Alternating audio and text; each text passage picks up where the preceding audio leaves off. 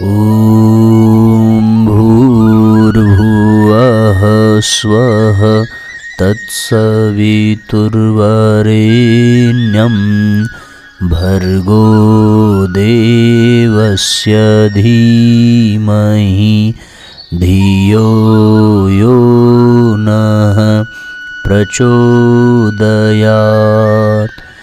ओम सद्गुरुचरणकमलेभ्यो नमः।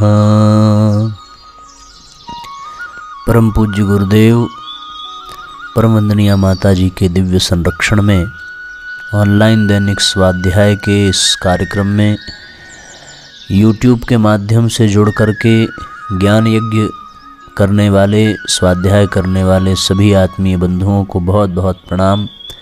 आप सबका बहुत बहुत स्वागत है साथियों। आज के सत्र में ऑनलाइन दैनिक स्वाध्याय का आज नया एपिसोड और आप सबके समक्ष नई पुस्तक। ये आज की पुस्तक बड़ी आनंददायक है, आकृति देखकर मनुष्य की पहचान। आइए इस संदर्भ में हम लोग कुछ स्वाध्याय करें, कुछ जानें। उससे पूर्व आप सब अधिक से अधिक शेयर ज़रूर कर दें आज के लिंक को, जिससे कि सर्वाधिक लोग जुड़ सकें और इस पुस्तक का ज्ञान ग्रहण कर सकें। भूमिका के अंतर्गत पूज्य गुरुदेव लिखते हैं कि चेहरा मनुष्य के भीतरी भागों का दर्पण है। मन में जैसे भाव होते हैं उन्हें कुछ अत्यंत सिद्ध हस्त लोगों को छोड़कर कोई आसानी से नहीं छिपा सकता। मनोगत भाव आमतौर से चेहरे पर अंकित हो जाते हैं। मुखाकृति को देखकर मन की भीतरी बातों का बहुत कुछ पता लगा लिया जाता है, परंतु जब कोई भाव अधिक समय तक मन में मजबूती के साथ बैठ जाता है तो उसका प्रभाव आकृति पर अस्थायी रूप से पड़ता है और अंगों की बनावट वैसी ही हो जाती है। स्वभाव के परिवर्तन के साथ साथ चेहरे की बनावट में कितने ही सूक्ष्म अंतर आ जाते हैं। जब कोई मनोवृत्ति बहुत पुरानी एवं अभ्यस्त होकर मनुष्य के अंतःकरण में संस्कार रूप में जम जाती है तो वह कई जन्मों तक जीव का पीछा करती है। इस स्वभाव संस्कार के अनुसार माता के गर्भ में उस जीव आकृति का निर्माण होता है। बालक के पैदा होने पर जानकार लोग जान लेते हैं कि किन स्वभावों और संस्कारों की इसके अंतःकरण पर छाया है और उन संस्कारों के कारण उसे जीवन में किस प्रकार की परिस्थितियों से होकर गुजरना पड़ेगा। आकृति विज्ञान का यही आधार है। प्राचीन काल में इस विद्या की सहायता से बालकों के संस्कारों को समझकर उनकी प्रवृत्तियों को सन्मार्ग पर लगाने का प्रयत्न किया जाता था। अब भी इसका यही उपयोग होना चाहिए। इसके चिन्ह बुरे हैं इसलिए यह अभागा है, इससे घृणा करें।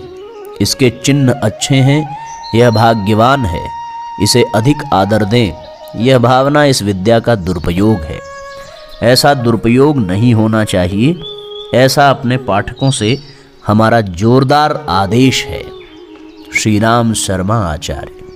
पूज्य गुरुदेव ने बड़ा आदेशात्मक भाव व्यक्त किया है कि जो विद्या हम इसमें प्राप्त करेंगे ये विद्या दुरुपयोग के लिए नहीं, सदुपयोग के लिए हमें मिल रही है। आइए भावपूर्वक इस पुस्तक के प्रथम अध्याय पर प्रवेश करेंगे। आकृति देखकर मनुष्य की पहचान। चेहरा आंतरिक स्थिति का दर्पण है। अपने रोजमर्रा के जीवन में जितने लोगों के संपर्क में आते हैं उनकी आकृति देखकर वह इसका बहुत कुछ अंदाज लगा लेता है कि इनमें से कौन किस ढंग का है, उसका स्वभाव, चाल चलन और चरित्र कैसा है। यह अंदाज बहुत अंशों में सही उतरता है। यद्यपि कभी कभी बनावट के चकाचौंध में धोखा भी हो जाता है, पर अधिकांश में सकल सूरत देखकर यह जान लिया जाता है कि यह आदमी किस मिट्टी से बना है। मनुष्यों को पहचानने की कला में जो जितना ही प्रवीण होता है वह अपने व्यवसाय में उतना ही अधिक निश्चिंत रहता है। जैसे आदमी से तैसी ही आशा रखने का मार्ग मिल जाए तो ठगे जाने का भय कम रहता है और लाभदायक सुविधाएं सहज ही प्राप्त हो जाती हैं। बहुत पूर्व काल से इस विद्या की खोज जारी है। अनेक अन्वेषकों ने इस दिशा में बहुत खोज की है और गोता लगाने पर जो रत्न उन्हें मिले हैं उनको सर्वसाधारण के सामने प्रकट किया है। महाभारत एवं वेद पुराण और कादंबरी आदि ग्रंथों से यह पता चलता है कि इस विद्या से भारतवासी पुराने समय से परिचित हैं। वाल्मीकि रामायण के युद्ध कांड में कथा है कि जब त्रिजटा राक्षसी ने सीता को राम की मृत्यु हो जाने का झूठा संवाद सुनाया तो सीता ने उत्तर दिया, हे त्रिजटा, मेरे पांवों में पद्मों के चिन्ह हैं जिनसे पति के साथ राज्याभिषेक होना प्रकट होता है। अभिषेक होना प्रकट होता है। मेरे केश पतले समानाकार तथा काले हैं, भौहें खुली हुई, जंघाएं रोम रहित तथा गोल, दांत जुड़े हुए कुंदकली से, नख गोल चिकने, स्तन मिले हुए मोटे, रोम कमल रंग उज्ज्वल है। इसलिए पंडितों ने मुझे शुभ लक्षण वाली सौभाग्यशालिनी कहा है। राम जी के न होने से ये सब लक्षण मिथ्या हो जाएंगे। इस कथन से विदित होता है कि त्रेता में आकृति विज्ञान की जानकारी स्त्रियों को भी थी। आर्यों से यह विद्या चीन, तिब्बत, ईरान, मिस्र, यूनान आदि में फैली। पीछे अन्य देशों में भी इसका प्रचार हुआ। ईसा के 250 वर्ष पूर्व टालेमी के दरबार में एक मेलाम्पस नामक विद्वान रहा करता था। उसने इस विषय पर एक अच्छी पुस्तक लिखी थी। वर्तमान समय में यूरोप, अमेरिका के वैज्ञानिक रक्त व पसीने की कुछ बूंदों का रासायनिक विश्लेषण करके मनुष्य के स्वभाव तथा चरित्र के बारे में बहुत कुछ रहस्योद्घाटन करने में सफल हो रहे हैं। शेरो प्रभृति विद्वानों ने तो नए सिरे से इस संबंध में गहरा अनुसंधान करके अपने जो अनुभव प्रकाशित किए हैं उनसे एक प्रकार की हलचल मच गई है। आकृति देखकर मनुष्य को पहचान करने की विद्या अब इतनी सर्वांगपूर्ण होती जा रही है कि लोगों का भीतरी परिचय कुछ ही क्षण में प्राप्त कर लेना आश्चर्यजनक रीति से सरल एवं संभव होने लगा है। प्रकृति ने थोड़ा बहुत इस विद्या का ज्ञान हर मनुष्य को दिया है। प्रायः देखा जाता है कि छोटे बच्चे भी लोगों की शक्ल सूरत देखकर कुछ धारणा बनाते हैं और उसी के अनुसार बर्ताव करते हैं। साधारणतया हर मनुष्य किसी दूसरे पर दृष्टि डालकर यह अंदाज लगाता है कि विश्वास करने योग्य है या नहीं। इससे बचकर दूर रहना चाहिए। भले ही आप न जाने कि यह विद्या हमें आती है, पर प्राकृतिक नियमों के अनुसार मनुष्य को जो मानसिक शक्तियाँ प्राप्त हुई हैं उनमें मनुष्य को पहचानने की विद्या भी एक है। ये सहज ज्ञान, इंस्टिंक्ट हर एक के हिस्से में आया है। यह दूसरी बात है कि किसी के पास उसकी मात्रा कम हो, किसी के पास अधिक। जिस प्रकार व्यायाम से बल, पढ़ने से विद्या और प्रयत्न से बुद्धि बढ़ती है, उसी प्रकार अभ्यास से इस ज्ञान की भी उन्नति हो सकती है और उसके आधार पर बहुत कुछ वास्तविकता की जानकारी प्राप्त की जा सकती है। अब हम इस प्रसंग पर आते हैं कि किस प्रकार आकृति देखकर दूसरों की पहचान की जा सकती है। आप किसी व्यक्ति के चेहरे की बनावट पर, नेत्रों में झलकने वाले भावों पर, पहनाव ओढ़ाव पर, तौर तरीके पर बहुत गंभीरता पूर्वक इस इच्छा के साथ दृष्टि डालिए कि यह व्यक्ति किस स्वभाव का है। यदि मन एकाग्र और स्थिर होगा तो आप देखेंगे कि आपके मन में एक प्रकार की धारणा जमती है। इसी प्रकार दूसरे व्यक्ति के ऊपर दृष्टिपात कीजिए और उस चित्र में धारणा जमने दीजिए। इन दोनों धारणाओं का मुकाबला करिए और देखिए कि किन किन लक्षणों के कारण कौन कौन से संस्कार जमे हैं। तुलनात्मक रीति से इसी प्रकार अनेक व्यक्तियों को देखिए, उनके लक्षणों पर विचार कीजिए और मन पर जो छाप पड़ती है उसका विश्लेषण कीजिए। यह अन्वेषण और अभ्यास यदि आप कुछ दिन लगातार जारी रखें तो इस विद्या के संबंध में बहुत कुछ जानकारी अपने आप प्राप्त होती जाएगी और अनुभव बढ़ता जाएगा। इस पुस्तक में बताया गया है कि कोई दो प्राणी एक सी आकृति के नहीं होते। सबकी आकृति में कुछ न कुछ अंतर अवश्य पाया जाता है। कुदरत ने अपनी कारीगरी हर एक प्राणी पर अलग अलग दर्शाई है। एक सांचे में सबको ढालने की बेगार नहीं भुगती है, वरन हर एक मूर्ति को निराले तर्ज तरीके से गढ़ा है। इस विभिन्नता के कारण यह उदाहरण तो नहीं बताया जा सकता कि इस प्रकार के अंग प्रत्यंगों वाले इस प्रकार के होते हैं, क्योंकि जिस आदमी की आकृति का उदाहरण दिया जाएगा उसकी जोड़ी का दूसरा आदमी सृष्टि में मिल सकना कठिन है। फिर भी कुछ मोटी मोटी रूपरेखाएं बताई जा सकती हैं। कुछ ऐसा श्रेणी विभाजन किया जा सकता है कि अमुक ढांचे की अमुक आकृति हो तो उसका वह परिणाम होगा। केवल अंग प्रत्यंगों की बनावट से ही ठीक और अंतिम निर्णय पर नहीं पहुंचा जा सकता। किसी व्यक्ति का लाक्षणिक परीक्षण करने के लिए उसकी चाल ढाल, भाव भंगिमा, तौर तरीका, मुख मुद्रा, बात करने उठने बैठने का ढंग आदि बातों पर विचार करना होगा। जिस प्रकार गंध सूंघकर आप थैले में बंद रखी हुई मिर्च, हींग, कपूर, इलायची आदि को बिना देखे भी जान लेते हैं, उसी प्रकार शरीर के बाहरी भागों पर जो लक्षण बिखरे पड़े हैं उन्हें देखकर यह भी जान सकते हैं कि मनुष्य के विचार, स्वभाव तथा कार्य किस प्रकार के होंगे। यहाँ भ्रम में पड़ने की कोई बात नहीं है। आकृति की बनावट के कारण स्वभाव नहीं बनता, वरन स्वभाव के कारण आकृति का निर्माण होता है। स्थूल शरीर के एक धुंधली सी छाया हर वक्त साथ साथ फिरा करती है। सूक्ष्म शरीर की भी एक छाया है जो जरा गहराई के साथ दृष्टि डालने से लोगों की आकृति पर उड़ती हुई दिखाई देती है। पेट में जो कुछ भरा है वह बाह्य लक्षणों से प्रकट हुए बिना नहीं रहता। प्याज पेट में भीतर पहुंच जाए तो भी उसकी गंध मुंह में आती रहती है।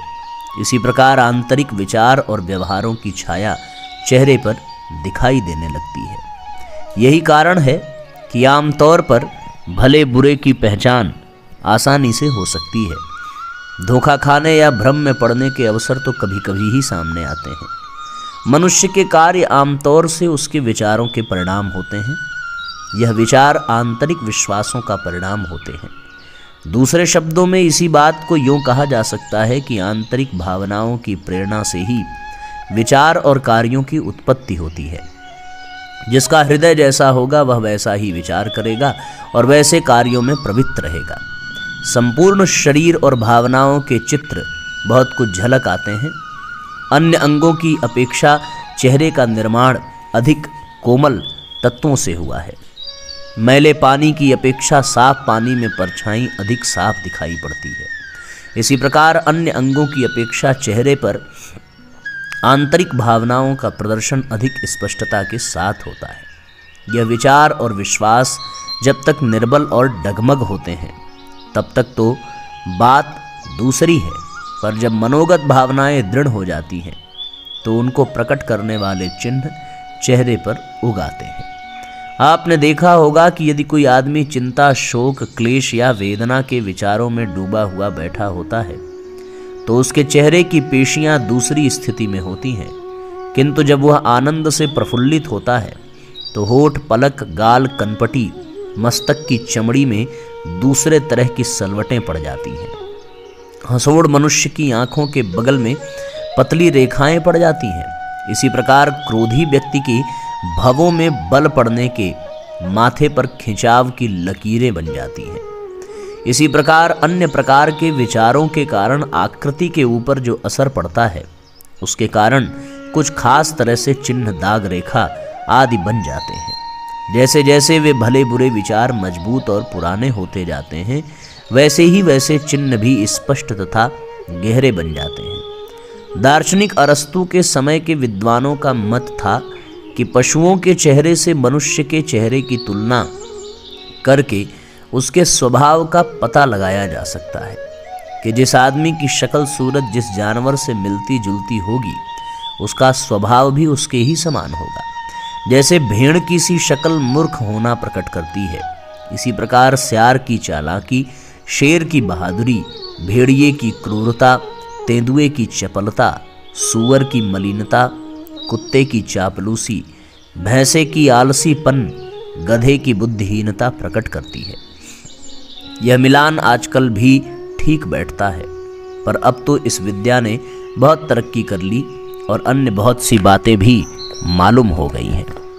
निसंदेह चेहरा मनुष्य की आंतरिक स्थिति को दर्पण के समान दिखा देता है। आवश्यकता इस बात की है कि उसे देखने और समझने योग्य ज्योति आंखों में हो। इस पुस्तक में चेहरे के हाल, भवें, मस्तक, कान, नाक, दांत, ठुड्डी, मुंह आदि आंखों के संबंध में हम लिखेंगे। हस्तरेखा, छाती, हाथ, माव, कमर, पीठ आदि अंगों के बारे में शीघ्र ही एक अलग पुस्तक प्रकाशित करेंगे। किसी हाट बाजार में बैठी हुई सुस्ताती हुई रूपवती नवयुवती के समीप खड़े होइए और देखते रहिए कि उधर से निकलने वाले लोगों की किस प्रकार की दृष्टि उस पर पड़ती है। स्त्री, पुरुष, बालक, वृद्ध, बालिका की दृष्टि उस युवती पर जाएगी, पर उनमें एक दूसरे की अपेक्षा बहुत अंतर होगा। किसी की दृष्टि में वासना, किसी की में कामुकता, किसी में स्नेह, किसी में भूख, किसी में लालच, किसी में कुढ़न, किसी में तिरस्कार, किसी में वैराग्य, किसी में घृणा भरी हुई भावना आपको दिखाई देगी। यह विभिन्नताएं बताती हैं कि उन देखने वालों में से किस किस का कैसा भाव है। विगत भाव में इस प्रकार की किसी युवती से जिसे जैसा वास्ता पड़ा होगा उसकी वैसी ही अनुभूति जागृत होगी। जिस वृद्धा को अपनी इतनी ही बड़ी ऐसी ही पुत्री का वियोग सहना पड़ा होगा, उसके नेत्रों में इस अज्ञात युवती के प्रति भी वात्सल्य भाव उमड़ आएगा। देखने वाला बुढ़िया की आंखों में आंसू देखकर किसी हद तक उसका भूत और भविष्य जान सकता है। भूत यह कि इस वृद्धा को इस प्रकार की कोई लड़की कभी प्यारी रही है, वर्तमान यह कि अब उसका वियोग इसे सहना पड़ रहा है। यह तो एक सामयिक घटना हुई। किसी घटना का कोई जोरदार प्रभाव पड़े तो उसके संस्कार गहरे उतर जाते हैं और वे किसी साधारण समय में भी नेत्र आदि अंगों में जमे हुए भाव अन्य लक्षणों को देखकर पहचाने जा रहे हैं। आकृति विज्ञान का यही आधार है। कहानी तथा उपन्यासों का लेखक अपने पात्र का चरित्र चित्रण करते समय उनकी बोलचाल, रहन सहन, मकान, कपड़े, शक्ल सूरत का भी वर्णन करके अपनी रचना को हृदयग्राही बनाते हैं। सुयोग्य लेखक जानते हैं कि भीतरी चरित्र बाहरी रंग ढंग में प्रकट होकर रहता है। इसलिए उसका वर्णन करने से यह सिद्ध होता है कि लेखक ने मानवीय आकृति विज्ञान से किस हद तक जानकारी प्राप्त की है। काला, गोरा, सुंदर, कुरूप कैसा ही व्यक्ति क्यों न हो, उसकी बुरी आदतों के कारण सुंदर अंगों में भी भौंडापन आ जाएगा। जो सुसंस्कृत हैं वे अष्टावक्र या सुकरात की तरह क्यों न कुरूप हों, उनके अंग अपनी बनावट में खड़े रहते हुए भी प्रामाणिकता को साक्षी देते रहेंगे। यह रचना आदतों के कारण बनती या बिगड़ती रहती है। एक सज्जन व्यक्ति जब कुमार्ग की ओर चलता है तो उसके सज्जनता के चिन्ह घटते हैं और विभिन्न अंगों में से लक्षण उदय हो जाते हैं जिन्हें देखकर दुर्जनता को पहचाना जा सकता है। हाथों की रेखाएं घटती बढ़ती हैं, उनमें से कुछ नई निकलती हैं, लुप्त हो जाती हैं। यह परिवर्तन आचार और विचार में अंतर आने के कारण होता है। इसी प्रकार स्वभाव और व्यवहार के कारण सूक्ष्म रूप से मन और शरीर पर जो प्रभाव पड़ता है उसके लिए कई प्रकार के विचित्र चिन्ह उत्पन्न हो जाते हैं तथा अंगों के ढांचे में कुछ विचित्र तरीके से हेरफेर हो जाता है। आध्यात्मिक पुरुष इन्हीं लक्षणों को देखकर मनुष्य की भीतरी जानकारी प्राप्त कर लेता है। स्थिति का पता होने से परिणाम की कल्पना सहज ही की जा सकती है। जैसे कोई व्यक्ति विद्वान, वक्ता और सद्गुणी हो तो अनायास ही कह सकते हैं कि इसे जनता में आदर मिलेगा। इसी प्रकार शारीरिक चिन्हों से भीतरी योग्यताओं का पता लगने से उसके भविष्य फल की भी बहुत हद तक ऐसी कल्पना की जा सकती है जो अंत में सच निकले। इस प्रकार आकृति देखकर किसी मनुष्य का चरित्र जानना तथा उसका भविष्य बताना दोनों ही संभव है। एक बात स्मरण रखने की है कि आकृति विज्ञान भाग्यवाद का किसी भी प्रकार समर्थक नहीं है। गुण, कर्म और स्वभाव में जो अंतर आते हैं उनके अनुसार चेहरे का रंग ढंग भी बदल जाता है। आकृति विद्या का ज्ञाता एक समय में एक मनुष्य के जो लक्षण बताता है, यदि उस व्यक्ति का स्वभाव बदल जाए तो उसे उसके लक्षण भी बदले हुए मिलेंगे। ये ठीक है कि ढांचा नहीं बदलता, ढांचे का संबंध पूर्व जन्मों के संचित संस्कारों से होता है। सुंदर सुडौल अंगों वाला व्यक्ति पूर्व जन्म का शुभ कर्म करता तथा कुरूप और बेडौल अंगों वाला पूर्व जन्म में अशुभ कर्म करता रहा होगा। तदनुसार उन संस्कारों की प्रेरणा से इस जन्म में सुंदरता या कुरूपता प्राप्त हुई है। यह मान्यता ठीक है। यह जन्मजात ढांचे और रंग रूप बदले नहीं जा सकते। उन्हें देखकर जन्म जन्मांतरों के कुछ स्वभाव और संस्कारों का परिचय प्राप्त होता है, पर ऐसी बात नहीं है कि वर्तमान जन्म में उन संस्कारों में परिवर्तन करना संभव न हो। मनुष्य को ईश्वर ने पूर्ण स्वतंत्र बनाकर भेजा है। वह शिक्षा अनुसार पुराने सब स्वभावों को बदलकर नए ढांचे में ढल सकता है। आकृति विज्ञान परिज्ञान विद्या एक वैज्ञानिक क्रिया पद्धति है। ऐसा कदापि नहीं कहता है कि मनुष्य भाग्य का पुतला है या विधाता ने उसे जैसा बना रखा है वैसा रहना पड़ेगा। भाग्यवाद को इस विद्या के साथ जोड़ना एक बहुत बड़ी गलती करना है। मानसून हवाओं को देखकर यदि कोई वायु विद्या विशारद शीघ्र वर्षा होने की घोषणा करता है, या मच्छरों की वृद्धि को देखकर कोई डॉक्टर मलेरिया की चेतावनी देता है, या गवाहों के बयान सुनकर कोई कानून वेत्ता मुकदमा हार जाने की बात कहता है, तो यह न समझना चाहिए कि यह सब बातें भाग्य में लिखी हुई थीं, जिन्हें इन लोगों ने किसी गुप्त ज्ञान से जान लिया। वास्तव में वायु विद्या विशारद डॉक्टर तथा कानून वेत्ता महानुभावों ने जो भविष्यवाणियाँ की थीं, वे सामयिक स्थिति को देखते हुए उनके परिणामों के ज्ञान के आधार पर की थी। यदि उनमें कुछ परिवर्तन किया जा सके तो फल भी बदल सकता है। मच्छरों को यदि मार भगाया जाए तो डॉक्टर की चेतावनी पत्थर की लकीर न रहेगी। यही बात आकृति विद्या के संबंध में है। किसी मनुष्य का भूत भविष्य और वर्तमान इसके द्वारा कहा जा सकता है। भूगर्भ विद्या के ज्ञाता जमीन देखकर निकाले हुए एक पत्थर के टुकड़े के आधार पर अनेक ऐतिहासिक तथ्य खोज निकालते हैं। फिर आकृति की बारीकियों का निरीक्षण करके मनुष्य जीवन के आगे पीछे की बहुत सी बातें भी कही जा सकती हैं, किंतु स्मरण रखना चाहिए कि यह कथन अन्वेषण और अनुभव की बुद्धि संगत वैज्ञानिक विधि से ही किया जा रहा है। इसमें ऐसी कोई बात नहीं है कि आदमी को ब्रह्मा जी ने एक गोबर गणेश भाग्य का पुतला बनाकर भेजा हो। मनुष्य अपने आप को चाहे जैसा बनाने में पूर्णतया स्वतंत्र है।